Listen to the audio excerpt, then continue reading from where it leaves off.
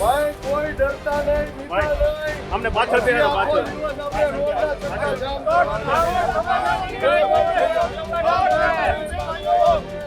આપણો અધિકાર લઈને સંપવાનું છે. એ કોઈ ડરતા નહીં, પોલીસથી બીતા નહીં. બરાબર? પોલીસને તો આ ભાજપવાળાએ હાથા બનાવ્યા છે. એટલા માટે આપણે આપણો હક અને અધિકાર મેળવીને રહેવાનું છે. બરાબર?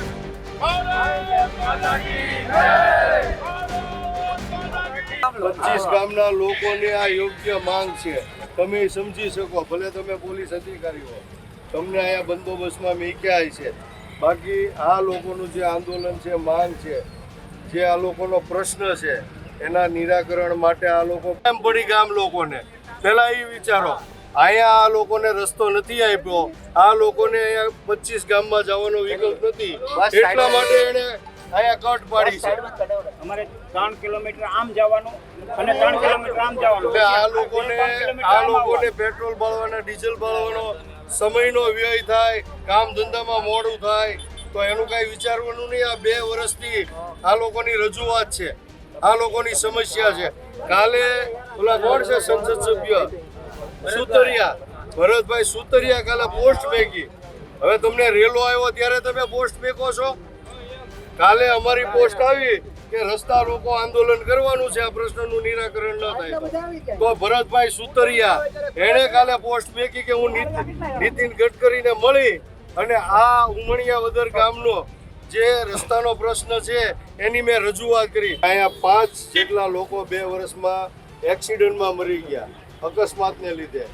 આ સરકાર જેની નીતિ આ ગરીબ માણસો, મજૂર માણસો, ખેડૂતો, આ 25 ગામમાં વસવાટ કરે છે, નાના માણસો છે, પછાત માણસો છે, ખેડૂતોનો અવાજ, મજૂર વર્ગના પછાત સમાજનો અવાજ નહીં સાંભળો, એની સમસ્યાનું નિરાકરણ નહીં લાવો તો આવનારા દિવસોમાં અમને અમારો હક મેળવતા આવડે છે અને અમને અમારો અધિકાર મેળવતા. ભારત માતા કી. ખાસ કરીને આજે નેશનલ હાઈવે જે રોડ છે, આ રોડ ઉપર ઉમણિયાવદર ગામ આવેલું છે. આ ગામની અંદરથી લગભગ 40થી 50 ગામોનો આ રસ્તો છે, એની કનેક્ટિવિટી છે. અને ખાસ કરીને નેશનલ હાઈવે ઓથોરિટીએ આ ગામ અને આજુબાજુના 50 ગામના લોકો સાથે, જે પછાત, ગરીબ અને મજૂર અને ખેડૂત વર્ગના લોકો છે, એના સાથે હળાહળ અન્યાય કર્યો છે.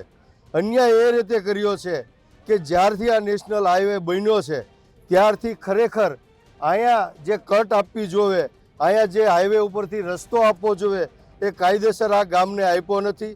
અને જ્યાં રસ્તો આપવાની જરૂર નથી અને જ્યાં ઉદ્યોગો છે, જ્યાં કંપનીઓ છે, ત્યાં નજીકમાં આવા બ્રિજો આપેલા છે. ખરેખર બ્રિજની અહીંયા જરૂર હતી.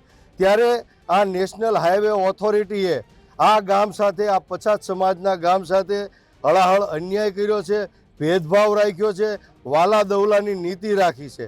અને ખાસ કરીને અહીંયા કોઈ પણ જાતનો રસ્તો મેક્યો નથી. પરિણામે આ ગામ ઉમણિયાવદર અને આજુબાજુના 50-60 ગામના લોકોને અહીંથી 2-3 કિલોમીટર બ્રિજની નીચેથી ફરવા જવું પડે છે.